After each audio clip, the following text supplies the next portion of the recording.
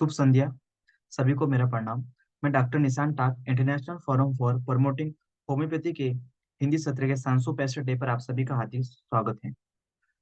आप सभी अवगत हो गए कि आईएफपीएच फोरम एक अंतर्राष्ट्रीय होम्योपैथी संस्था है जो पिछले कोविड काल से निरंतर दैनिक वेबिनार का आयोजन करता आ रहा है। प्रारंभ में अंग्रेजी और मलयालम भाषा में किया जाता रहा, तत्पश्चात राष्ट्रीय भाषा हिंदी में भी आयोजन किया जाने लगा। इस प्रकार के कार्यक्रम का मुख्य उद्देश्य होम्योपैथी की विशिष्ट पहचान के तहत सभी इच्छुक लोगों के साथ होम्योपैथी ज्ञान साझा करना और सभी के बीच एक सद्भावना को प्रोत्साहित करना। आइए आज के इस बैठक को प्रारंभ करने से पहले हम 1 मिनट का मौन रखें और ईश्वर से मार्गदर्शन प्राप्त करें। धन्यवाद। मैं आप सभी का पुनः स्वागत करता हूं। मैं आज के इस बैठक में मुख्य अतिथि डॉक्टर यश सोनी सर का हार्दिक स्वागत करता हूं। आज का जो हमारा टॉपिक है बोवल नोसोड इन होम्योपैथी प्रैक्टिस। तो सर से मैं आग्रह करना चाहूंगा कि आप अपना व्याख्यान प्रारंभ करें। Thank you. डॉक्टर निशांत। सो आज हम डिस्कस करेंगे बोवेल नोजोड्स के बारे में। तो फर्स्ट ऑफ ऑल हमको ये सीखना है कि बोवेल नोजोड्स क्या होते हैं, कब यूज़ करना है, क्या इंडिकेशंस होते हैं, क्या इम्पोर्टेंस है, उसकी शोध कैसी, उसकी इन्वेंशन कैसी हुई थी, फिर उसका एप्लीकेशन कैसा करना है। ये थोड़ा आज मैं मोस्टली आज शायद से हाफ एन आवर 45 मिनट्स में ये लेक्चर पूरा हो जाएगा। बहुत short and sweet and practically applicable ये रखा है मैंने, ताकि बहुत सारा थियरी नहीं रखा है। हेलो, आवाज़ आ रही है? जी जी सर, आ रही है। हाँ, तो ये पूरा प्रेजेंटेशन को मैंने प्रैक्टिकली बनाया, जो मैं खुद प्रैक्टिस करता हूँ। थियोरेटिकल नहीं बनाया है, कॉपी पेस्ट करके नहीं बनाया है। जो एक्चुअली आजकल के लिए मेरे प्रैक्टिस में एप्लीकेबल है, वही हिसाब से मैंने ये पूरा प्रेजेंटेशन बनाया है। तो first of all, bowel nosode the forgotten frontier of homeopathy. मतलब क्या होता है? तो हम प्रैक्टिस में देखते हैं कि पॉलीकस रेमेडीज देते हैं, कैलकेरा का, lycopodium, sulphur, phosphorus. Regular nosodes भी देते हैं, tuberculinum, medorrhinum, carcinosin, syphilinum, psorinum. But often bowel nosode ऐसी चीज है जो हम प्रैक्टिस में भूल जाते हैं। एंड आजकल आप स्टडीज देख रहे हो, मॉडर्न मेडिसिन की सब सारी चीजें देख रहे हो, तो आजकल नई स्टडीज आ रही है कि most of the chronic illnesses gut से आती है। एक सेकेंड ना, जस्ट एक सेकेंड, मेरे को नोटिफिकेशन आ रहा है। हाँ, तो वापस से स्टार्ट करते हैं। तो आजकल आप स्टडीज में देखते हो कि मैक्सिमम डिजीजेस का ये लोग स्टडीज में देख रहे हैं कि गट बैक्टीरिया से आता है। और हिपोक्रेट्स ने भी बोला था, ऑल डिजीज बिगिंस इन गट। तो अब फर्स्ट देखते हैं कि इसका भी शोध कैसे हुआ था। तो एडवर्ड बैक थे, उन्होंने क्या देखा था कि बहुत सारे क्रोनिक पेशेंट्स हैं, क्रोनिक डिजीज के पेशेंट्स हैं। उनका जब भी उन्होंने स्टूल कल्चर देखा था, तो वो स्टूल कल्चर में देखा था कि एक पर्टिकुलर टाइप ऑफ बैक्टीरिया उनमें ज़्यादा आ रहा है। तो he notice that many patient with long term chronic disease had a disturb gut flora. And जब भी उन्होंने स्टूल सैंपल किया, तो कल्चर करके देखा, तो ये देखा कि एक particular pattern of gut bacteria उन पेशेंट्स में जिनको पर्टिकुलर क्रोनिक डिजीज है वो ज़्यादा आइडेंटिफाई हो रही है। और वो बैक्टीरिया नॉन लैक्टोज फर्मेंटिंग थे। तो उन्होंने क्या किया, जनरली मॉडर्न मेडिसिन क्या करता है, एंड वो एंटीबायोटिक्स देख के वो फ्लोरा को मार देता है। बट एंटीबायोटिक से क्या होता है, पूरा आपका गट का फ्लोरा डिस्ट्रॉय हो जाता है। बट उन्होंने क्या किया, जो अबनॉर्मल अमाउंट ऑफ बैक्टीरिया वो गट में ज़्यादा थे, उनको उन्होंने लिया, होम्योपैथिक पद्धति से उन्होंने उसको पोटेंटाइज किया। एंड फिर उसी पेशेंट को, वही ग्रुप ऑफ पेशेंट्स को उन्होंने वो मेडिसिन तरह के दी। एंड सो उन्होंने initially Morgan pure, bacillus number 7 ऐसे करके बोवेल नोजोस निकाले। एंड उन्होंने देखा, जब वो पेशेंट को उन्होंने दी, तो पेशेंट ठीक होने लगा, उनके पेशेंट्स के सिम्टम्स इंप्रूव होने लगे। सिमिलरली आगे जाके जॉन पैटरसन ने 20,000 स्टूल कल्चर्स को आइडेंटिफाई किया। बट इन्होंने एक न्यू किया कि जो होम्योपैथी की पॉलीक्रेस्ट रेमेडीज होती है और माइजम से होते हैं, उनके साथ ये बोवेल नोजोड्स का उन्होंने रिलेशन देखा एंड प्रूव किया। अब बोवेल नोजोड्स क्या होते हैं? फर्स्ट ऑफ ऑल, नोजोड्स क्या होते हैं? नोजोड्स मीन्स हमको पता है जो डिजीज प्रोडक्ट से बनता है। बोवेल नोजोट्स मोस्टली होते हैं which are made from non lactose fermenting bacterias in the gut, जो स्टूल्स में आते हैं, और उनको हम पोटेंटाइज करके देते हैं, एंड वो पोटेंटाइज फॉर्म में जब मेडिसिन देते हैं तो वो बोवेल नोजोट्स बन जाते हैं। अब जनरली इंडिकेशंस क्या होते हैं? The key link between gut flora and chronic disease. The gut bacteria becomes imbalanced or mutated. ये मैंने आपको बोला, ये imbalance की वजह से chronic disease maintain होती है। When these bacteria made into homeopathic nosode, they help to correct deep rooted imbalances। यानी कि जब हम ये नोजोड उस पेशेंट्स को देते हैं जिनमें ये गट बैक्टीरिया इम्बैलेंस तरीके में पाया गया है, फॉर एग्जांपल से आप किसी सल्फर का पेशेंट है, उसमें हम ज़्यादा देखेंगे कि मॉर्गन प्योर करके जो गट बैक्टीरिया है, मोवल नोजोड है, उसका इम्बैलेंस हो गया है एंड वो ज़्यादा एक्सक्रीट हो रहा है स्टूल कल्चर में। तो ऐसे केसेस में हम मॉर्गन 201 डोज देंगे। तो जो मेंटेनिंग कॉज है ऑफ क्रोनिक डिजीज, जो ब्लॉक है इन क्योरिंग द क्रोनिक डिजीज, उससे वो ब्लॉक ठीक हो जाएगा एंड देन सल्फर को एक रास्ता मिल जाएगा टू क्योर द पेशेंट। अभी फर्स्ट ऑफ ऑल नोजोड्स कब यूज करना है, नोजोड्स का इंडिकेशंस क्या होता है, और नोजोड एक्चुअली काम क्या करते रहते हैं। तो हमारे पास से केस है, स्किन डिजीज का केस है, जिसको हमने सल्फर दिया, कैलकेरा कार्ब दिया, लाइकोपोडियम दिया, ग्राफाइटिस दिया, पेट्रोलियम दिया, पेशेंट ठीक होता है, बट वापस से सिम्टम्स आते हैं। पेशेंट फिर से हम कोई रेमेडी पोटेंसी इंप्रूव करते हैं, पोटेंसी बढ़ाते हैं, उसका कॉम्प्लीमेंट्री देते हैं, कॉग्नेट देते हैं, सिमिलर रेमेडी देते हैं, बट हमेशा पेशेंट से 50-60% बेटर होता है, फिर से कुछ सिम्टम्स रिलैप्स होते हैं। कभी कभी फॉर एग्जांपल स्किन डिजीज है, बस साथ में कोई गट इश्यूज जैसे कॉन्स्टिपेशन है, डायरिया है, या फिर कोई और अदर कॉन्स्टिट्यूशनल इलनेसेस है। ऐसे केसेस में हमने फॉर एग्जांपल जो भी पॉलीक्रेस्ट रेमेडीज दी, पेशेंट ठीक हुआ बट कुछ सिम्टम्स वापस आ गए, पोटेंसी से भी कुछ काम नहीं हो रहा है, रेगुलर कॉम्प्लीमेंट्री कॉग्नेट रेमेडी से भी कुछ काम नहीं बन रहा है, तो हमने रेगुलर नोजोड्स दिए, सिसोराइनम दिया, मेडोराइनम दिया, ट्यूबोक्लाइनम दिया, कार्सिनोसिन दिया, सिफिलिनम दिया, ये सारे नोजोड भी हमने ट्राई कर लिए, बट फिर भी पेशेंट का पूरा क्योर, हमको तो क्योर करना है कि वो पेशेंट का वो चीज़ रिटर्न आए ही नहीं, क्योर ही नहीं हो रहा है। तो इसको बोलते हैं, ऐसे केसेस में हमको ये सोचना है कि कोई कुछ तो उसका बोवेल गट बैक्टीरिया में कुछ इम्बैलेंस है, उसके वजह से कुछ ब्लॉक आ रहा है। अब ये आजकल मैंने इसका ये टॉपिक का नाम ऐसा क्यों रखा है कि bowel nozzle the forgotten frontier of homeopathy. हम हर केस में से रेगुलर नोजोड सोच लेंगे, मेडोराइनम, ट्यूबरक्लाइनम, सिफिलाइनम, कार्सिनोसिन, सोराइनम, ऐसे रेगुलर नोजोड हम सोच लेते हैं। फिर रेगुलर कॉन्स्टिट्यूशनल रेमेडी सोच लेते हैं, उनके सॉल्ट सोच लेते हैं, सब अप्रोचेस सीख लेते हैं, बट समटाइम्स हम बोवेल नोजोड्स को भूल जाते हैं। अब आजकल की इसमें बोवेल नोजोड्स का प्रैक्टिस में इतना इम्पोर्टेंस क्यों है? तो आप देखते हो पेशेंट आजकल के रेगुलर एंटीबायोटिक्स खा रहे हैं, फिर बाहर का जंक फूड खा रहे हैं, फिर बहुत सारा एलोपैथिक इससे सप्रेशन हो रहा है गट का। कुछ किसी को कॉन्स्टिपेशन हो जाता है तो चूरन ले लेता है, किसी को डायरिया हो जाता है तो तुरंत लोप्रमाइड लेके सप्रेस कर देते हैं। यानी कि इतना सारा गट में सब, फॉर एग्जाम्पल किसी को एसिडिटी हो जाती है तो तुरंत एंटासिड ले लेते हैं, गैस हो जाता है तो एंटासिड ले लेते हैं, आईबीएस होता है तो बोवेल्स का मूवमेंट सप्रेस करने के लिए दवाइयाँ दी जाती है।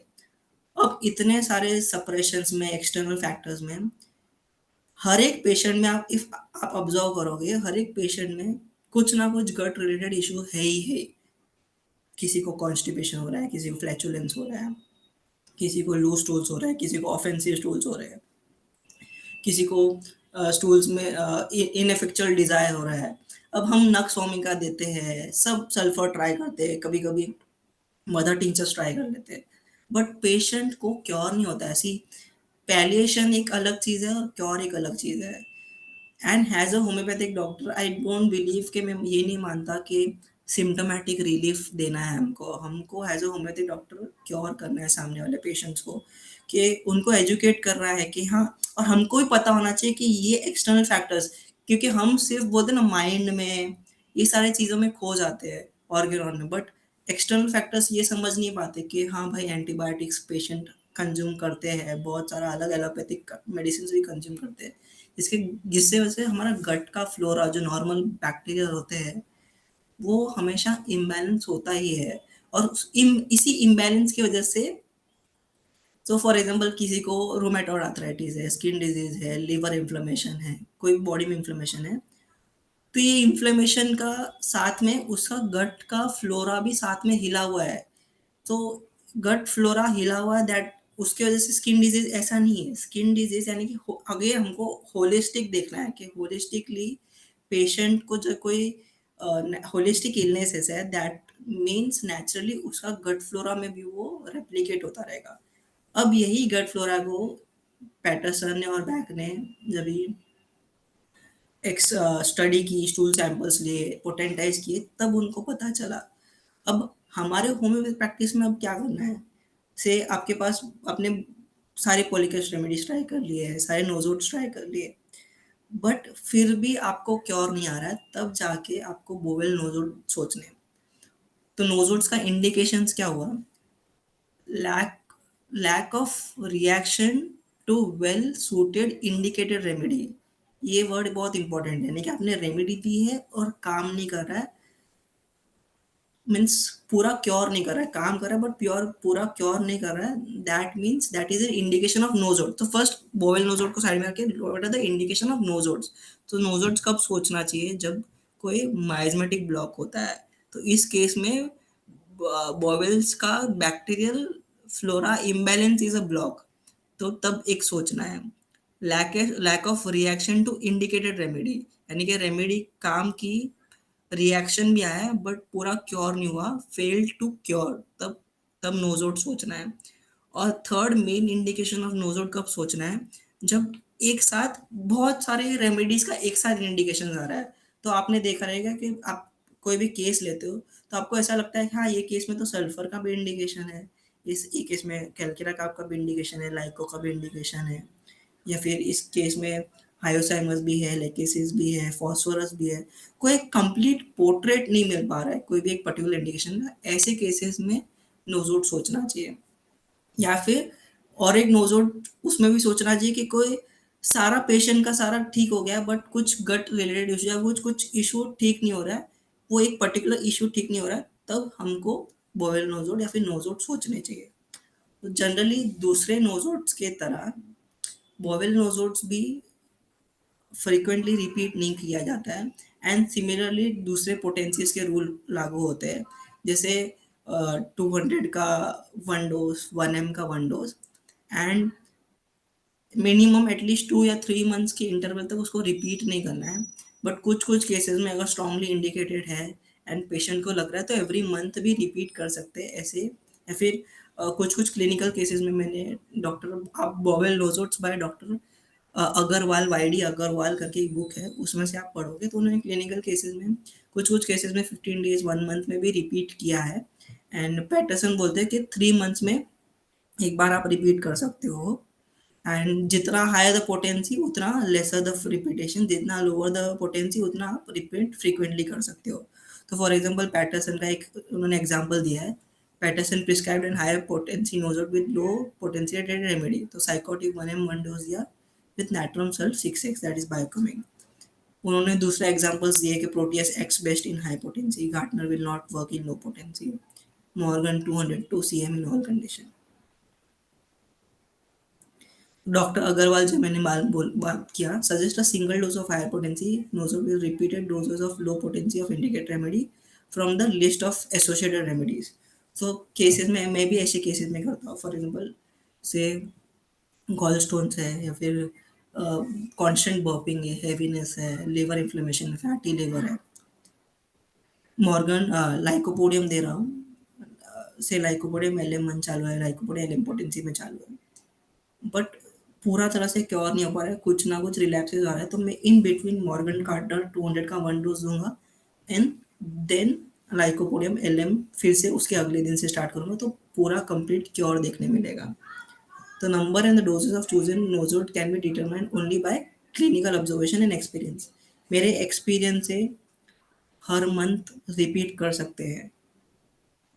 The higher the potency chooses, the less frequently, but one dose only. The repetition and number of doses after dose of appropriate dosage for a case considered benefit may follow the use of lower potency of indicated remedy. तो clinical doctor Agarwal ने हमारे जो नोजोट्स book में regular जो नोजोट्स available है पढ़ाई करने के लिए, अभी भी इसके बहुत सारे प्रूविंग मेंटल सिम्टम्स अभी भी पूरे क्लिनिकली मीन्स जैसे हमारे पॉलीक्रेस्ट इंडिकेटेड रेमेडीज जो हम पढ़ते हैं sulphur lycopodium calcarea petroleum graphites natrum mur phosphorus phosphoric acid और बहुत सारे उनका कैसे पेजेस एंड पेजेस अवेलेबल है हर जगह सोर्सेज अवेलेबल है उन चीज़ों को के बारे में. बट बोवेल नोजोट्स का आपको पूरा से पूरा मेंटल्स ड्रीम फिजिकल जनरल्स मेंटल्स ऐसे पूरा तरह से अवेलेबल नहीं है. बहुत very less information is available and day by day उसका नॉलेज बढ़ रहा है. एंड यूके में आप देखोगे तो एक पर्टिकुलर ब्रांच ऑफ होम्योपैथी है जो लिटरली किसी क्रोनिक डिजीज का पेशेंट होता है उसका स्टूल कल्चर वो लोग कराते हैं. उस स्टूल कल्चर में वो लोग एक्चुअली देखते हैं कि कौन सा बैक्टीरिया फ्लोरा का इम्बैलेंस ज़्यादा है कौन सा बैक्टीरियल फ्लोरा ज़्यादा है. Mostly non lactose fermenting bacteria कौन से बैक्टीरिया के ज़्यादा प्रोपोर्शन में है एंड वो उस हिसाब से वो उसी का नोजोट बना के उनको देते हैं एंड वो फॉलो करते कल्चर से. तो इंडिया में हमको ऐसे स्टूडेंट्स चाहिए लोग चाहिए जो ये स्टडीज कर सके क्योंकि अभी लिस्ट में फिलहाल में वेल नोन एंड मैं अभी भी वेल नोन नहीं बोलूँगा मेरे लिए क्योंकि मुझे खुद को भी उनका complete material medical actual practical knowledge नहीं है. ऐसी थियोरेटिकली पढ़ के बता देना इट्स इजी बट प्रैक्टिकल में जैसे हमको पता है ट्यूबरकुलोसिस का पूरा एक अलग से मटेरियल मेडिकल इंडिकेशन हमको सब टिप ऑफ टंग पे पता है मेडोराइन का पता है सोराइनम का पता है कार्सिनोसिन का पता है सिफ्लिनम का पता है. बट बोवेल नोजोट का पूरा माइंड हेड टू लिकल टो ऐसे पूरा की नोट जैसे एकदम पीक्यूआरएस कैरेक्टरिस्टिक इंडिकेशंस अभी भी बहुत लैकिंग है. तो जो भी स्टूडेंट्स ये देख रहे हैं जिनको भी फ्यूचर में थीसिस करना है या फिर जो रिसर्च में है सी हम practitioners we don't have so much time हमारे पास इतना टाइम नहीं होता है रिसर्च को. बट जो एमडी स्टूडेंट्स है जो थीसिस ये लेक्चर देख रहे हैं वो ये ले सकते हैं जहाँ पे वो स्टूल कल्चर करा के उनका स्पेसिमन फॉलो अप करा के पूरा एक बोवेल नोजोट्स का पूरा वो आप मटेरिया मेडिका क्रिएट कर सकते हो. How you can create a bowel nosode materia medica से फॉर एग्जांपल आपके पास कोई क्रोनिक डिजीज से आरए का पेशेंट है एलर्जिक राइनाइटिस का पेशेंट है अस्थमा का पेशेंट है कैंसर का पेशेंट है. आप उनके स्टूल कल्चर लो एंड स्टडी करो कि फॉर एग्जांपल 10 अस्थमा के पेशेंट्स है तो 10 अस्थमा पेशेंट्स में कौन सा बैक्टीरिया का फ्लोरा इम्बैलेंस में है कौन सा बैक्टीरिया ज़्यादा एक्सक्रीट हो रहा है. ऐसे then you go and potentize that thing and give that nosode. If that nosode is already available market just वो nosode दो एंड फॉलो अप स्टडीज में फिर से 15-20 डेज में वो फिर से स्टूल कल्चर आप वापस से फॉलो अप कराओ. ऐसे कर करके ये होम्योपैथी के वर्ल्ड में एक बॉबल नोजोड का पूरा एक इरा बन जाएगा एक पूरा बैंड विथ है जो कि आगे आने वाले ज़माने में बहुत यूज़फुल होगा. बिकॉज़ जैसे-जैसे आप स्टडीज़ आगे-आगे बढ़ते जा रही है, वैसे-वैसे आप देखते जा रहे हो कि गट गट से ही सारे इश्यूज़ आते हैं. बिकॉज़ हम जो खाना खा रहे हैं, से दिन भर हम प्रोसेस्ड फूड खा रहे हैं, फ्रूट्स में भी फर्टिलाइज़र्स हैं, कुछ भी प्योर नहीं है, हमको पता नहीं है, फिर हमारा सेडेंटरी लाइफ़स्टाइल है, प्लस एक्सरसाइज़ नहीं है, कभी-कभी बासी खाना खा रहे हैं, कभी-कभी प्रोसेस्ड फूड खा रहे हैं. उन सब की वजह से हमारे एक्चुअल में हर एक इसमें गट फ्लोरा का क्या रोल है, गट फ्लोरा कैसा है एंड उस गट फ्लोरा का डिस्टर्बेंस की वजह से क्या हमारे शरीर में सिम्पटम्स आ रहे हैं, डिजीज़ क्रिएट हो रही है, ये ये नॉलेज अब तक बहुत लिमिटेड है। अभी तो फिलहाल हमारे पास इतना ही लिस्ट है, Morgan pure, Morgan Gaertner, dysentery compound, proteus, sycotic compound, bacillus number 7, mutabile faecalis and bacillus number 10। तो अब आते हैं हमारे मटेरिया मेडिका की तरफ। Hopefully everyone is learning something. कोई अब तक आपको कुछ क्वेश्चंस है, थोड़ा रिव्यूज देंगे कि कैसा जा रहा है आपका हम आपके लिए लेक्चर।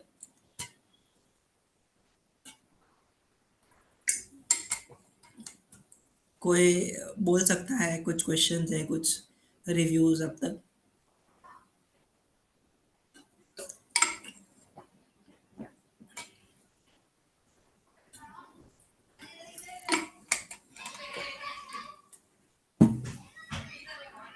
यस सर, आप कंटिन्यू करिए। ठीक है। अभी लास्ट में क्वेश्चन ले लेंगे अपने। ठीक है। तो पैटरसन ने आगे जाके, जैसे मैंने बोला, उन्होंने माइजमेटिक रेमेडीज से और क्ले पॉलीगैस रेमेडीज से उन्होंने कंपेयर किया कि ये बोवेनोजोड इन इन रेमेडीज से बहुत सिमिलर पाता है। तो जो मॉर्गन प्योर है, वो इन सारी रेमेडीज से, मेरे प्रैक्टिस में मैंने देखा है कि सल्फर और कैलकेरा का, और जो मोस्टली एंटीसोरिक रेमेडीज है, जो हम स्किन कंडीशंस में बहुत रेगुलरली यूज करते हैं, natrum mur, natrum carb, psorinum, then rhus tox, petroleum, kali sulph, hepar sulph, calcarea carb, इन सारे चीज़ों में मॉर्गन प्योर का इंडिकेशन बहुत स्ट्रांगली आता है। Basically Morgan pure is known for congestion. Congestion यानी कि जो which is a keynote of sulphur and belladonna, यानी कि कंटिन्यूसली इन्फ्लेम यानी कि रिकरेंट इन्फ्लेमेशन हो रहा है, इन द सेंस के रिकरेंट आपको बॉयल्स आ रहे हैं, रिकरेंट डायरिया हो रहा है, रिकरेंट निमोनिया हो रहा है, रिकरेंट साइनस एलर्जिक राइनाइटिस हो रहा है, रिकरेंट कोलाइजा हो रहा है, रिकरेंट रिकरेंट टॉन्सिलाइटिस हो रहा है, रिकरेंट बॉयल्स आ रहे हैं, कुछ भी recurrent first stage of inflammation recurrent हो रहा है, उन डिजीज के लिए Morgan pure can be an best intercurrent bowel nosode which can be used. अब Morgan Gaertner is similar to lycopodium. तो बेसिकली जहाँ पे आपका लिवर के इश्यूज ज़्यादा है, तो आप देखेंगे जेलोडेनियम, लाइकोपोडियम, देन पल्सटिलिया, सीपिया, नक्सोमिका, कालीबाइक्रम, डिओडिनम, टेरेक्सेकम, ये सब आप देखते होंगे। तो जिसमें मैप टंग होता है, लिवर अफेक्टेड रहता है, इन्फ्लेमेशन इन लिवर, जहाँ पे ज़्यादा मैग मार यानी कि फैटी लिवर हो गया, गॉल स्टोन्स हो गया, डिओडिनल हो गया, फिर एसिड रिफ्लक्स हो गया, पेप्टिक अल्सर डिजीज हो गया, डिओडिनल अल्सर डिजीज हो गया, वहाँ पे Morgan Gartner has an intercurrent. हमेशा ये वर्ड याद रखना कि कोई भी बोवेल नोजोड या फिर कोई भी nosode is not a constitutional remedy. हमेशा आपको याद रखना है कि वो जितने भी नोजोड्स होते हैं, सार्कोड्स होते हैं या फिर बोवेल नोजोड होते हैं, वो लोग इंटरकरेंट एंटी माइजमेटिक रेमेडी होते हैं, जो कि माइजम का ब्लॉक रिमूव करने के लिए हमको यूज करना है। से फॉर एग्जांपल आपका कोई केस है, बहुत अच्छे से सल्फर से क्योर हो रहा है, बहुत अच्छे से बाद में अपने कॉम्प्लीमेंट्री लाइकोपोडियम में फिर कैलकेरा काम दिया है, सब कुछ सही हो गया, बट कुछ ऐसे सिम्टम्स है जहाँ पे वो डिजीज स्टेटस की हो गया, प्लेट्यू हो गया। अब वो कोई भी पोटेंसी से, कोई भी रिपीटेशन से, कोई भी चेंज ऑफ पोटेंसी एलएम से, या फिर इंक्रीजिंग कॉग्नेट से कुछ नहीं हो रहा है, वो ब्लॉक आ गया है। तो ऐसे में नोजोड्स या फिर बॉवेल नोजोड्स में ये हम डिस्कस कर रहे हैं। तो मॉर्गन कार्टनर अगेन फैटी वाला लिवर के केसेस में, ड्यूनल अल्सर केसेस में, पेप्टिक अल्सर डिजीज में, हेपेटाइटिस में, गॉल स्टोन्स में, जहाँ पे इंडिकेट है, यानी कि ये सारे रेमेडीज हमने ट्राई कर दिए हैं, लाइकोपोडियम दे दिया है, लेकिसिस दे दिया है, टेरेक्सिकम, पेशेंट इंप्रूव हो गया, बट पेशेंट क्योर नहीं हो पा रहा है, वो चीजें रिकरेंट आ रही है। तब जाके आपको मॉर्गन गार्डनर का 200 या फिर 1 एम या फिर 30, depending upon susceptibility of the patient, वो इंटरकरेंट देना है। फिर उसके बाद ये वापस से ये जो उस टाइम पे इंडिकेटर रेमेडी वापस चलाओगे, तो आप देखोगे उसका एक्शन और फ्लरिश होगा। तो मैं जस्ट एग्जांपल दूंगा, ये एक मिट्टी है, खेती करने के लिए मिट्टी है, हमने एक पौधा लगाया बराबर, पौधा को हमने रेगुलर पानी देते गए, यानी कि रेगुलर हमारी इंडिकेटेड रेमेडी देते गए और वो पौधा उग रहा है। बट अब जाके अब फ्लावरिंग का स्टेज आया तो वो हम रोज पानी डाल रहे हैं, खाद डाल रहे हैं, कुछ भी कर रहे हैं, वो फ्लावर खिल नहीं पा रहा है। तब जाके एक हमने एक फर्टिलाइजर ऐड किया एंड फिर से हमने वो नॉर्मल खाना पानी वो सब चालू किया तो वो फ्लावर खिल गया। तो हमेशा नोजोड सार्कोड और बोविल नोजोड वो उसी कैटलिस्ट, वो एक बोलते हैं ना कैटलिस्ट कर देते हैं, पुश कर देते हैं, बूस्ट कर देते हैं, वो माइजमेटिक ब्लॉक हटा देते हैं। ब्लॉकबस्टर्स जैसे कि doctor Borkar sir,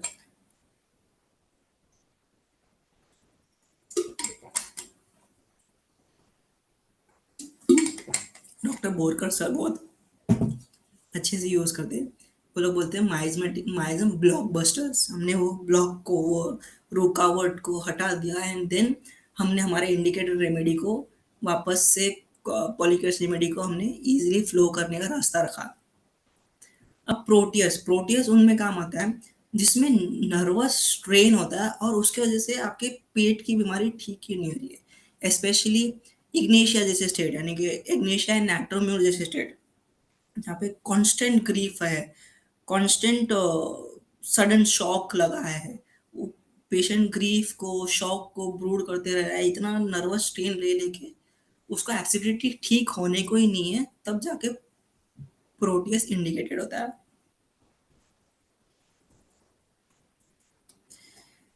dysentery compound, तो जितने भी हमारे पास आईबीएस के पेशेंट्स हैं, एंटीसिपेटरी एंजाइटी वाले पेशेंट्स हैं, जैसे कि अर्जेंटम नाइट्रिकम, जेलसीमियम, तूजा, मेडोराइनम, सिलिशिया, जिन्हों जिनको आईबीएस जैसे सिम्टम्स होते हैं, यानी कुछ भी एंटीसिपेशन आया, बैड न्यूज़ आया या फिर कुछ भी इमोशनल एक्साइटमेंट हो तो उनको स्टूल्स के लिए वो रश करना पड़ता है।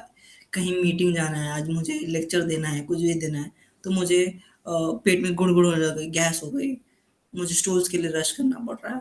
पेट में हमेशा एंजाइटी फील कर रही है, पेट में हमेशा गैस रंबल कर रहा है, वो हमेशा ऊपर आ रहा है, ऊपर आ रहा है, ऊपर आ रहा है। तो ऐसे केसेस में dysentery compound is a very very good intercurrent remedy. Psychotic compound, अपने पेशेंट हमने देखे रहेंगे कि बहुत सारे साइकोसिस पेशेंट वाले होते हैं, asthmatic patients, rheumatoid arthritis patient, allergic patients, kidney issues, warts, moles, हम रेगुलर उनको साइकोसिक रेमेडीज चला रहे हैं, बीच बीच में एंटीसोरिक दे रहे हैं, बट इसके बावजूद भी मेडोराइनम भी दे लिया, बाकी सब भी कर, बट इसके बावजूद भी पेशेंट का इतना इम्प्रूवमेंट जितना एक्सपेक्टेड है उतना नहीं हो पा रहा है। तो ऐसे ऑब्स्टिनेट साइकोटिक केसेस में साइकोटिक कंपाउंड एक बोवेल नोजोड ब्लॉक रिमूवल जैसे काम करता है। तो आप ये देख रहे हो नाइट्रिक एसिड जैसे साइकोटिक रेमेडी है। Similarly tubercular indication, so psychotic compound is a very very sycotic sycosis remedy also and very very tubercular remedy, यानी कि दोनों मैक्सिमम बहुत अच्छे से कवर करता है। तो बैसिलैनम केसेस में, फॉर एग्जांपल रिंगवर्म केसेस में, आपने बैसिलैनम दिया है, सीपिया दिया है, क्योर हो रहा है बट कम्प्लीटली क्योर नहीं पा रहा है, तो साइकोटिक कंपाउंड आप सोच सकते हो। तो एसिड नाइट्रिकम, बैसिलैनम, नाइट्रम सल्फर, ये सब साइकोटिक रेमेडी है। फिर ट्यूबोक्लाइनम, सीपिया, देखा आपने रिंगवर्म केसेस में। फिर बैसिलैनम नंबर 7 आयोडम और ब्रोमियम को लग के है, जहाँ पे आप देख रहे हो थायराइड का कोई पेशेंट है या फिर कोई भी एंडोक्राइन रिलेटेड डिसऑर्डर्स है, यहाँ पे आयोडियम बहुत इंडिकेटेड है, ब्रोमियम इंडिकेटेड है, क्रूप है, बच्चा है, उसमें ये पूरा क्योर नहीं पा रहा है, तभी बैसिलस नंबर 7 सोचना है। तो सारे आयोडम कंपाउंड्स आ गए, आर्स आयोड, ब्रोमियम, कैल्शियम आयोड, फेरम आयोड, आयोडियम, काली आयोड, मर्क आयोड, नेट्रम आयोड, जितने भी आयोडम और ब्रोमियम को लग के डिजीजेज है, पॉलीक्रिस्टेमिडीज है, वो पूरा तरह से क्योर नहीं हो पा रहा, तभी मैसिलस नंबर 7 सोचना है। म्यूटाबाइल पल्सटिला की सोचना है, फिर के लिए सीपिया के लिए सोचना है।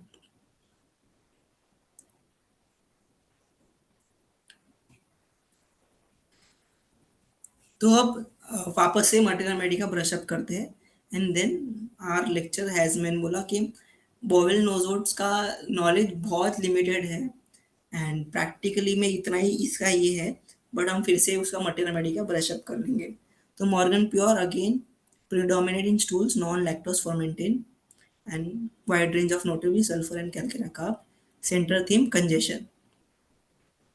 So congestive headache, then bilious severe headaches relieved by vomiting, subcystitis, recurrent bronchopneumonia, skin congestion and itching aggravated by heat, same sulfur, graphitis, bacterium, soranum.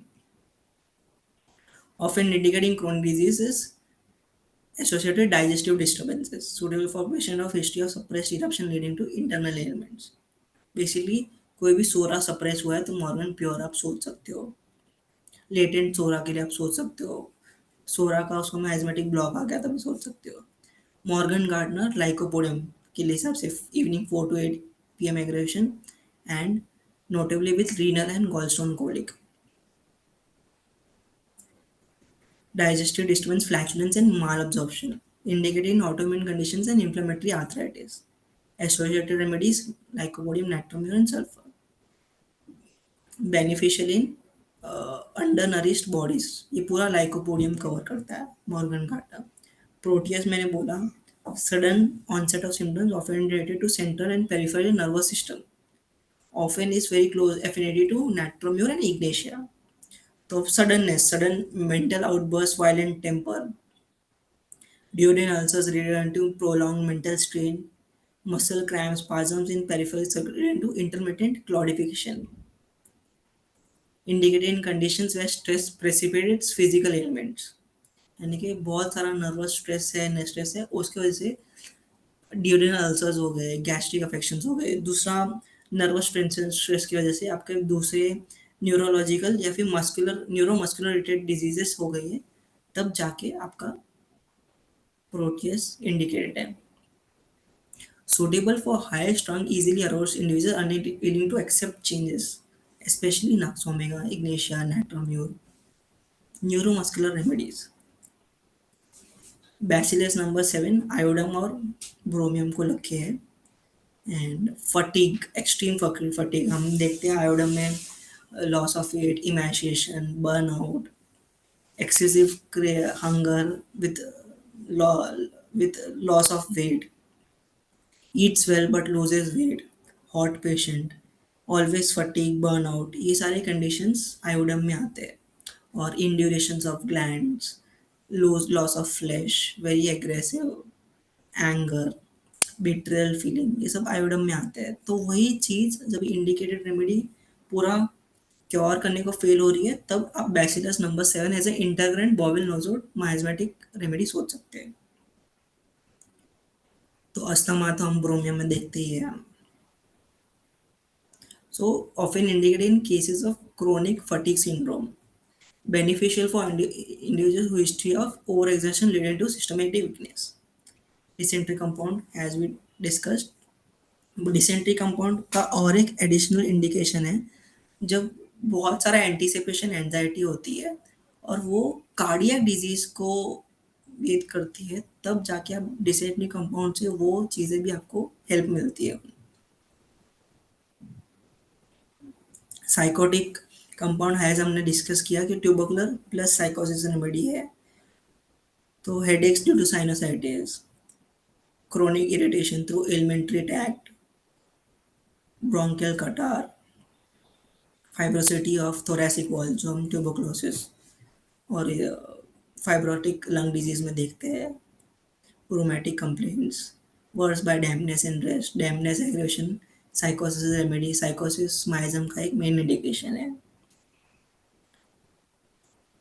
Nocturnal enuresis in children, ये भी एक साइकोसिस, पाइलोनेफ्राइटिस, सारा साइकोसिस माइजम का आपका indication है। Sycosis miasm हमेशा eyes eyes respiration, urinary system and private genetics में ही सबसे ज़्यादा इफेक्ट करता है एंड जॉइंट्स पे। And dampness aggravation is very very important in sycosis miasm remedies. तो nocturnal enuresis, pyelonephritis, urethritis, cystitis indicated in chronic genitourinary infections and often suitable for individuals who has history of suppressed gonorrheal infections, यानी कि मेडोरेनम fail हो गया है, सारे antipsychotic remedies fail हो गई है, तब आप जाके साइकोटिक कंपाउंड सोच सकते हो। नोटेबल है, हमने देखा कि पल्सटिला के क्लोजली एसोसिएटेड है, but food allergies, albumin, disturbance, diverticular alternation between skin disease and asthma and pulsatilla जैसा माइंड सिम्टम है, तब आप नोटेबल सोच सकते हो। Fecalis sepia. And last, bacillus number 10 dominantly affects female patients. And it have to digest eggs and fats. Indicated in cases with multiple skin growths and digestive disturbances. And overuse of supplements. ये आजकल के ज़माने में बहुत useful remedy है, bacillus number 10।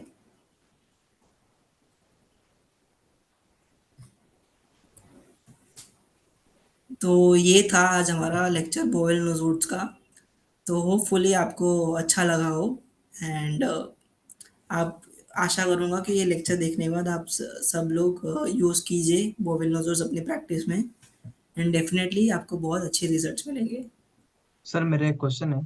हाँ, बोलिए ना सर। सर अगर दो बोवल नोट हो तो उसमें कैसे सेलेक्ट करेंगे अपन कि ये नोट देना है?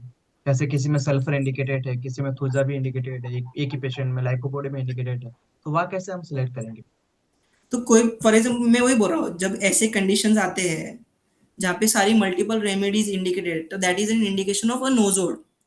अब बोवेल नोजोड हमको उसके टोटलिटी पे देखना है। मॉर्गन प्योर कंजेशन के लिए देंगे, मॉर्गन गार्डनर लिवर इन्फ्लेमेशन के लिए देंगे, प्रोटियस का इंडिकेशन होगा बहुत सारा मेंटल स्ट्रेन, बैसिलस नंबर 10 का सप्लीमेंट्स में रहेगा, डिसेंट्री कंपाउंड में एंटीसिपेशन होगा, साइकोटिक कंपाउंड में साइकोसिस माइजम का होगा। तो हमको उसका डिफरेंशिएटिंग देखना है और टोटलिटी देखना है उस मोमेंट ऑफ टाइम पे। जी सर। अब आप मुझे अगर वापस से क्वेश्चन रिपीट करो फ्रेम करके, तो मैं अच्छे से और आंसर देता हूँ। मतलब कि अगर दो बोवल नोट अपन को मिल रहे हैं उसमें पेशेंट में, ऐसे दो दो बोवल नोट एक साथ नहीं दे सकते या फिर ऐसे दो एक दो एक टाइम एक? दो दो मोबाइल नोजोड एक साथ नहीं दे सकते। तो फॉर एग्जांपल किसी पेशेंट में लिवर भी इन्फ्लेमेशन है एंड कंजेशन भी है, ऐसे आपको मिलेंगे। तो आप for hmm. Example, but maximum cases में आपका इंडिकेटेड पॉलीक्रस्ट रेमेडीज है, उससे बहुत सारा चीज क्लियर हो जाएगा। अगेन बॉवेल जी नोजोड्स सर। को आपको as an front line indicated remedy नहीं देखना है, चूज करना है। इंटर का। वो इंटरकरेंट से ब्लॉक हटाने के लिए यूज करना है, जो भी रेगुलर चीजें से नहीं जा रहा है। फॉर एग्जाम्पल आपने रेगुलर लाइन ऑफ ट्रीटमेंट सब दे दिया है, सोराइनम, मेडोराइनम, सिफिलिनम, ट्यूबोफ्लाइनम, कार्सिनोसिन, जितने भी पॉलीक्रस्ट रेमेडीज दे दिए, सब कुछ आपने ट्राई कर लिया है। बट आप हिस्ट्री देख, पेशेंट में हिस्ट्री देख रहे हो कि वो रोज बाहर का खाना खा रहा है, बहुत सारा एंटीबायोटिक्स ले रहा है, कुछ उसमें प्रोबायोटिक्स नहीं ले रहा है, हमेशा वो बर्प करते रहता है, हमेशा वो फ्लैचुलेंस है, स्टूल्स ऑफेंसिव है, गंदी स्मेल आती है डकार की, फ्लैचुलेंस की, स्टूल्स की। जितना भी पॉलीगैस रेमेडीज दे रहे हो, कॉन्स्टिपेशन सॉल्व ही नहीं हो रहा है कुछ भी, यानी कि आप बहुत सारे केसेस में देखते हो सीपिया इंडिकेटेड है, सीपिया से उसका मेंस्ट्रुअल कंप्लेंट ठीक हो गया, मेंटल्स ठीक हो गया, फिजिकल जनरल्स ठीक हो गया, बट उसका गट ठीक होने को रेट नहीं है। तो ऐसे केसेस में आप बोवेल नोजोड सोचो, क्योंकि बोवेल नोजोड क्या करेगा, जो क्रोनिक डिजीज की वजह से उसका जो फ्लोरा हिल चुका था, उसका flora, flora means gut bacteria का, को फ्लोरा बोलते हैं, गट बैक्टीरिया का फ्लोरा इम्बैलेंस हो गया था।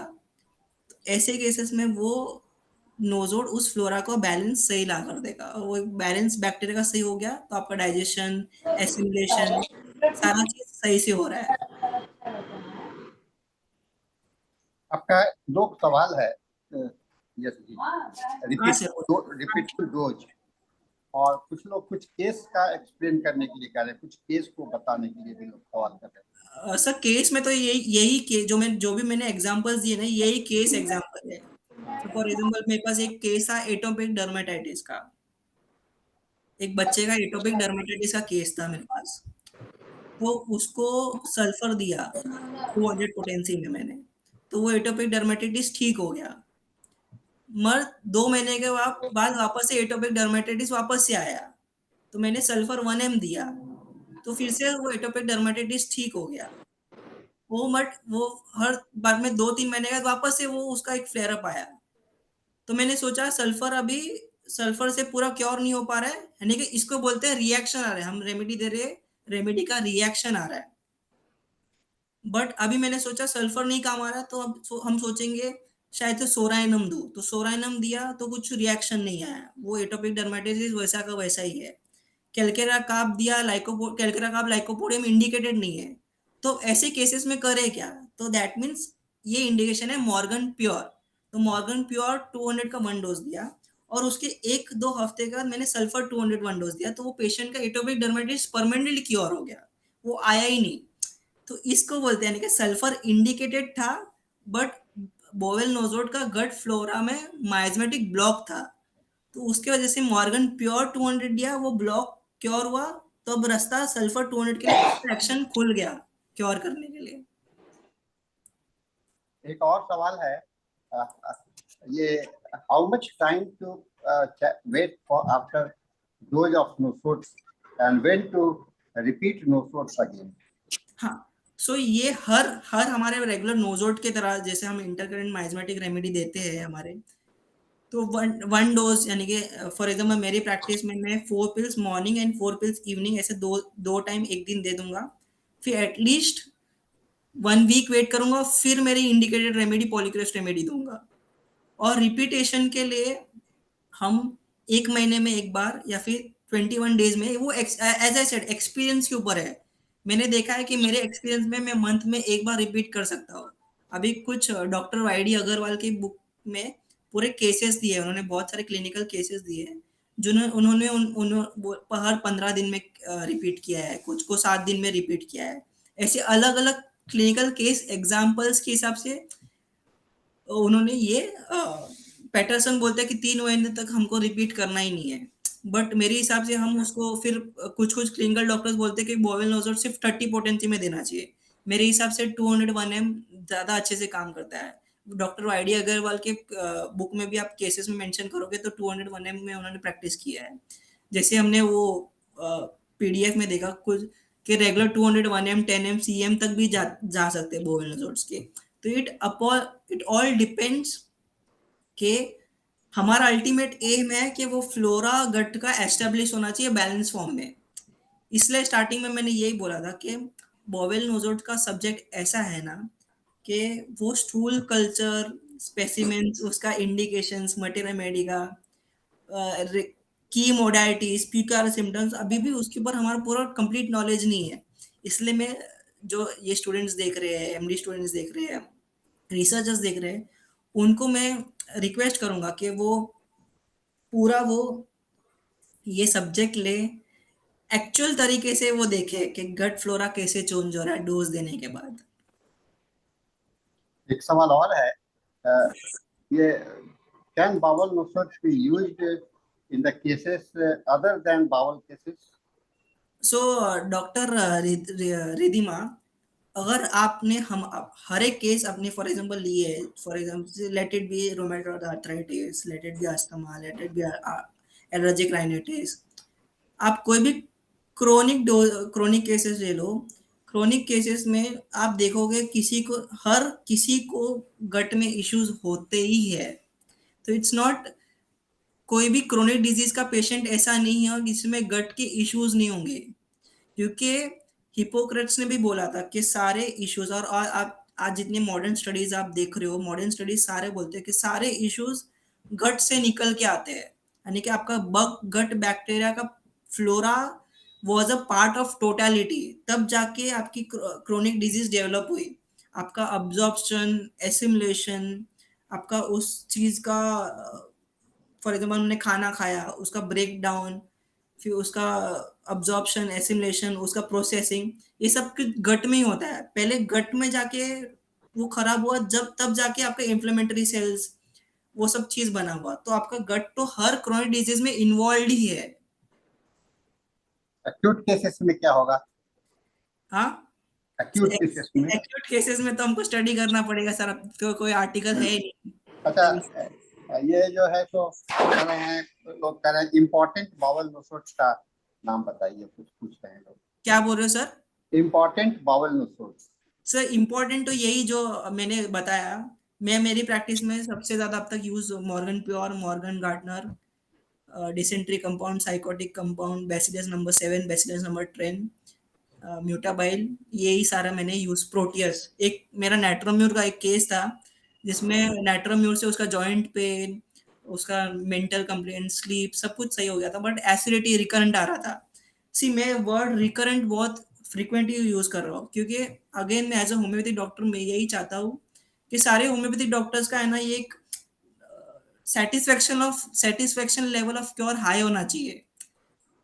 हम बहुत सारे यंग होम्योपैथिक डॉक्टर्स होते हैं, प्रैक्टिशनर्स होते हैं ना, सिम्टम्स चले जाते हैं, सिम्टम्स इंप्रूव हो जाते हैं, उसमें बहुत खुश हो जाते हैं।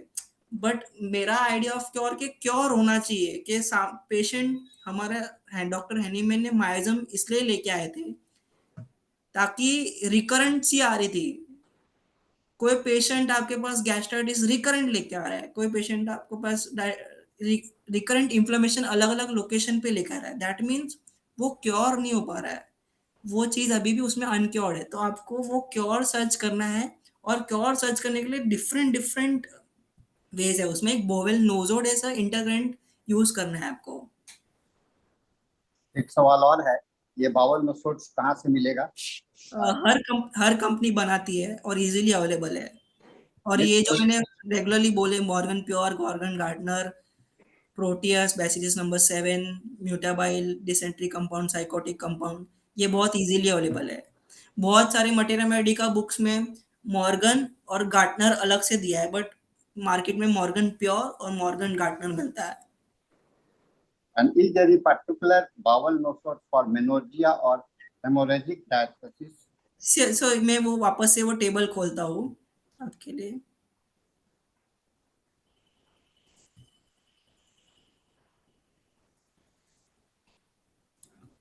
तो हैज हमने ये देखा,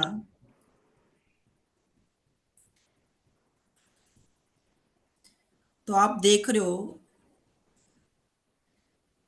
तो सीपिया मॉर्गन गार्टनर में भी है, मॉर्गन प्योर में भी है, फॉस नाइट्रोम्यूर है, फिर साइकोटिक कंपाउंड में आपका ट्यूबरकुलर भी है।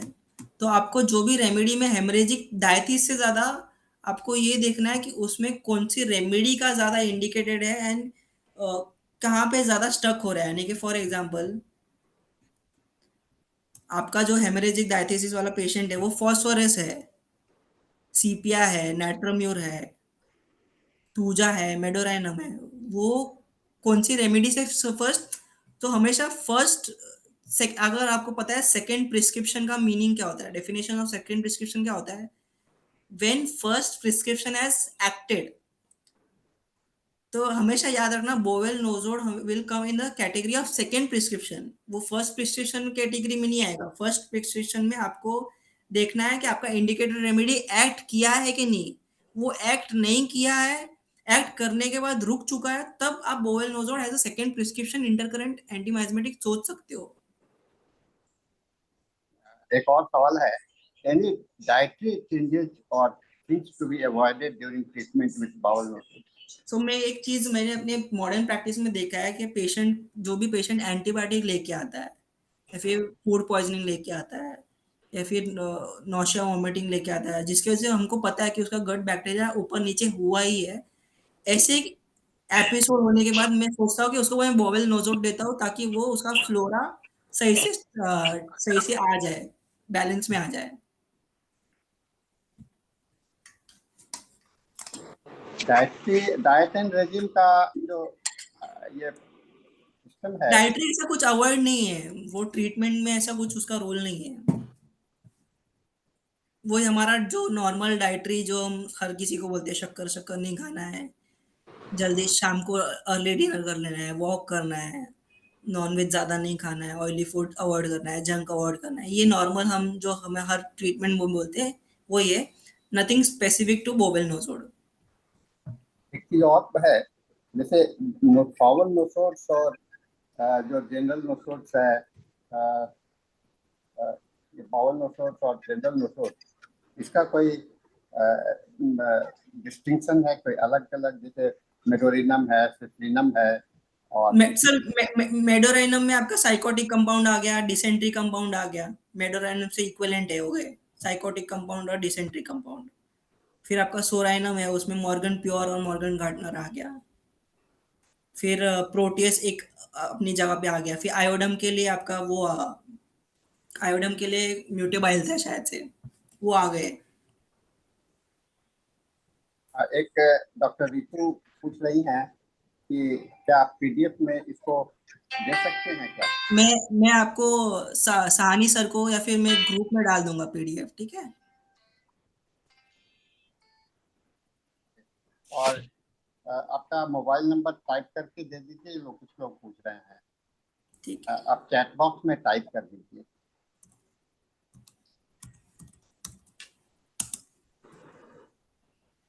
आई think it is there and बहुत लोगों को बहुत अच्छा सब क्वेश्चन आए हैं। मुनि जी ने भी जवाब दिया है बड़ा अच्छा से। तो और मैं अभी भी बहुत बोलते ना, ये सारे जो भले मेरे को सिखाना अच्छा लगता है, मैं शेयर अच्छे से कर लेता हूँ मेरा नॉलेज, बट अब जैसे जैसे मैं आगे बढ़ता जा रहा हूँ, मुझे पता चलता है ये सारे मेरे एक्सपीरियंसेस है। ये आने वाले 5-10 साल में मुझे ये रियलाइज होगा कि ये जो मैंने सिखाया था बहुत आधा अधूरा था, या फिर कुछ कुछ चीजें मैंने गलत शेयर की थी या फिर अधूरी शेयर की थी। तो मैं यही सबको बोलूंगा कि एज अ होम्योपैथिक डॉक्टर, हाँ, हमारा हमारा लाइफ एक कंटिन्यूस लर्निंग जर्नी होना चाहिए। We should relearn, unlearn and again learn. जो हमने सीखा है उसको वापस से रीलर्न करना है, अनलर्न करना है, यही हमारा जर्नी हमेशा रहेगा। तो आज बोलते ना, एक डिस्कशन, ये एक हमारा जो जूम पे डिस्कशन होता है, लेक्चर्स होते हैं, ये एक माध्यम होता है कि कुछ नया हम जाने, उसको हम पढ़ाई करें, उसको हम क्लिनिकल प्रैक्टिस में अप्लाई करें। और जो आप देखोगे प्रैक्टिस में, वो कुछ अलग भी हो सकता है, या फिर आपको कुछ नया और इस लेक्चर के एडिशन में आपको कुछ नया सीखने को मिल सकता है। तो यस, प्रैक्टिस करते रहना चाहिए एंड रिसर्च हमेशा रीलर्न करते रहना चाहिए कि हाँ भाई, ये मैं ऐसा दे रहा हूँ तो ऐसे ऐसे इफेक्ट आ रहे हैं। बहुत अच्छा मैसेज है। और आप जैसा देख रहे होंगे कि आप इसमें पिछले बार भी कई एक बार लेक्चर आपने मुझे दिया है अलग अलग सब्जेक्ट पर। और ये international forum for promoting homeopathy का भी मुख्य उद्देश्य है कि हम लोगों को कॉन्स्टेंटली इस पर कुछ ना कुछ पढ़ते रहना चाहिए। हाँ। और मैं बता रहा हूँ कि बावल नोट्स पर इसके पहले भी कुछ लेक्चर हो चुके हैं। तो सब में एडिशन, सबका अपना अपना स्टाइल है। नया तो हर एक में मिल जाता है, आप में भी नया मिला लोगों को। तो नया जो है, तो जब भी आप बार बार पढ़ोगे तो उसमें से कुछ नया मिलता है। हाँ, फिर और गलतियां मालूम पड़ती है कि कुछ कुछ पता हाँ, चलता है कि हमने ये गलत सिखाया था हाँ, या फिर गलत पढ़ लिया था, गलत समझा था। तो प्रैक्टिस, इसलिए हमें भी प्रैक्टिस बोलते हैं कि जब तक आप प्रैक्टिस करते रहोगे, तब तक आप नया सीखते रहोगे। अब कॉन्टैक्ट नंबर दिया जा चुका है। आप चैट बॉक्स को स्क्रॉल करके देख लीजिए। कॉन्टैक्ट नंबर दिया जा चुका है, आप स्क्रॉल कीजिएगा, उसमें आ जाएगा। आप चैट बॉक्स को स्क्रॉल कीजिए, उसमें से आ जाएगा। और learning up to life, okay, yeah, that's good. Learning up to life, not up to life at the deathbed also. Yes yes. तो आज भी सभी लोग पढ़ते रहते हैं। और अब होम्योपैथी का जो स्कोप है और डिफरेंट डायमेंशंस है, डॉक्टर हैनीमैन का जो क्रॉनिक मायजमा का कॉन्सेप्ट आया, तो क्रॉनिक मायजमा में ये नया एडिशन है, पैटरसन ने जो ऐड किया। तो इस तरह से नए नए एडिशन होंगे। और आप देख रहे होंगे कि जनरल नोसोट में भी कई एक नोसोट डॉक्टर हैनीमैन के बाद में आए, कार्सिनोसिन के आए। अब कार्सिनोसिन को भी आप देखिएगा तो खाली कार्सिनोसिन नहीं है, कैंसर का सीरनम आ गया है अभी। हाँ, कैंसर के कई एक नोसोड्स आ चुके हैं मार्केट में। तो एक लर्निंग प्रोसेस जो है तो बहुत ही ये इम्पोर्टेंट है। यही मुझे बोलते हैं ना सर, जो हमारे एमडी स्टूडेंट्स है, जो थीसिस बनाते हैं, जो रिसर्च में है, उनके पास ये बहुत सारा स्कोप है इस चीज को रिपोर्ट लेवल पे स्टडी करना, हम प्रैक्टिशनर्स के पास इतना टाइम नहीं होता है कि ये सारी चीजें एक्सपीरियंस करें, बट जो स्टूडेंट्स है उनके पास बहुत टाइम होता है, ये सारी चीजें वो ग्राउंड लेवल पे एक्सपीरियंस कर सकते हैं, सीख सकते हैं, नया कुछ डिस्कवर। जैसे मैंने इसमें एग्जांपल दिया कि यूके में, लंदन में ऐसे होम्योपैथ्स है जो एक्चुअली में स्टूल कल्चर देके बोवेल नोज कराते हैं और वो देखते हैं, ऑब्जर्व करते हैं। और उन्होंने, जैसे हमने सिर्फ, मुझे तो सिर्फ 10 का नॉलेज है, लंदन में ऐसी स्कूल ऑफ होम्योपैथी है जो हजारों बोवेल नोजोड, यानी जितने गट में बैक्टीरिया उन्होंने आइडेंटिफाई किया, हर एक बैक्टीरिया का नोजोड है, और ऐसे ऐसे नाम है हमको पता भी नहीं। वो एक पूरी डिफरेंट स्कूल ऑफ स्टडी है होम्योपैथी की। That's good. और अब हम लोग भी, मैं भी पीजी गाइड रहा हूँ, पीजी कोऑर्डिनेटर रहा हूँ, और हमने भी कुछ स्टूडेंट्स को 52 पर भी ये डिजर्टेशन के लिए टॉपिक दिया था, और मुझे बहुत अच्छे उसमें लोगों के आउटपुट आते हैं, क्योंकि स्टूडेंट्स जो है तो एक्सप्लोर करते हैं, अपने थीसिस का लिटरेचर रिव्यू करते हैं, और लिटरेचर रिव्यू करने के क्रम में उनको बहुत सारी नई बातें उभर करके आता है।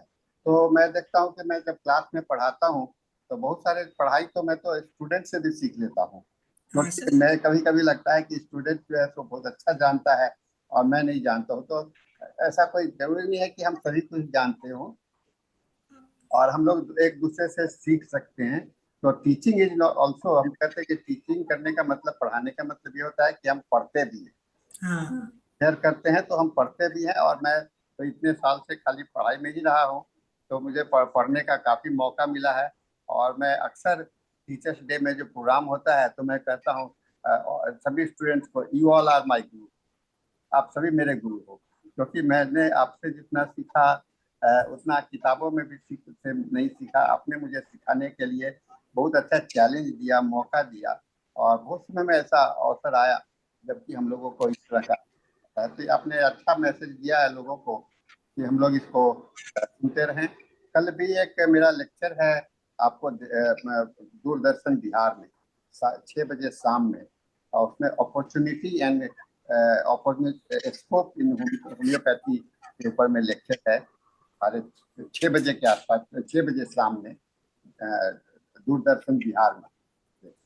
जो लोग अगर सुन सकें तो आप, ये शॉर्ट प्रोग्राम है, आधे घंटे का प्रोग्राम है, पटना दूरदर्शन से ये टेलीकास्ट होगा, लाइव प्रोग्राम है। आप उस पर सवाल भी कर सकते हैं, उसमें सवाल भी करने के लिए उसमें स्कोप किया, आप क्वेश्चन कर सकते हैं, ऑनलाइन क्वेश्चन, तो वो है अपॉर्चुनिटी। आप आइए तो अच्छा लगेगा।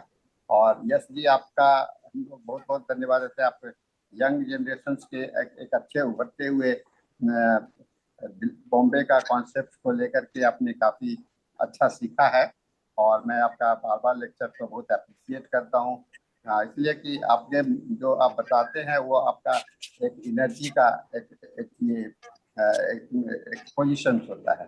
तो इसके थैंक साथ में हम लोगों का समय भी पूरा हो रहा है, और मैं समझता हूँ कि हमारे पास में और कोई सवाल किसी का नहीं है।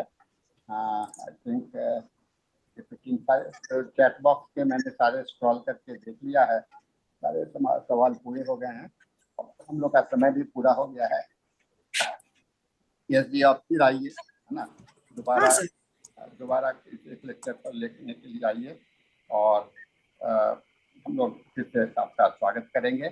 इसके साथ में आज का सेशन हम लोगों का समाप्त होता है, and thank you sir. Session is handed over to doctor Bindu Raj for his English. I think doctor Bindu Raj, you are the host for the English session. Doctor Bindu Raj.